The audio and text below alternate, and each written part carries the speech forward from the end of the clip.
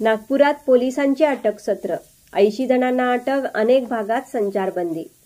नागपुरात औरंगजेब यांच्या कबरी प्रकरणात विश्व हिंदू परिषदेने काढलेल्या मोर्चानंतर सायंकाळी 2 गटात तुफान दगडफेक झाल्याची घटना घडली आहे।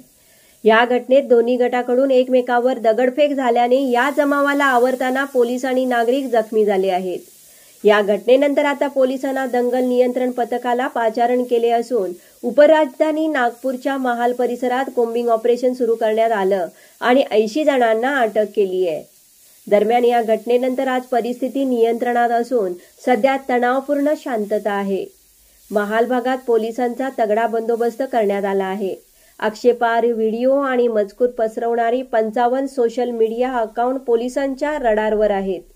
याशिवाय सायबर पोलिसांकडून जवळपास 1800 सोशल मीडिया अकाउंट तपासण्यात आली आहेत।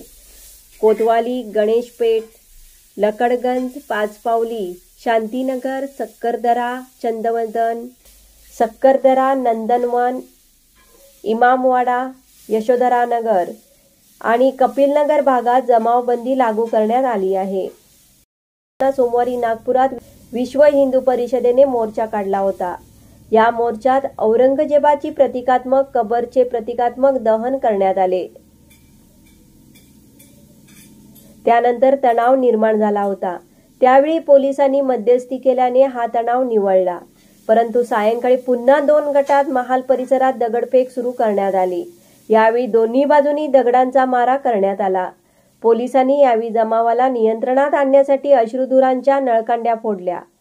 यावेळी जमावाने 2 जेसीबी जाळण्यात। या दगडफेकीत 10 ते 15 पोलीसही जखमी झाले आहेत। तर नागपूरच्या महाल परिसरानंतर हंसपुरी भागातही तणाव निर्माण झाल्याची माहिती मिळत आहे। या भागात 20 ते 22 वाहनांची तोडफोड करण्यात आली आहे, मात्र पोलिसांनी येथील परिस्थिती पूर्णपणे नियंत्रणात आणली आहे। नंबर 1 निर्धार न्यूज, नागपूर।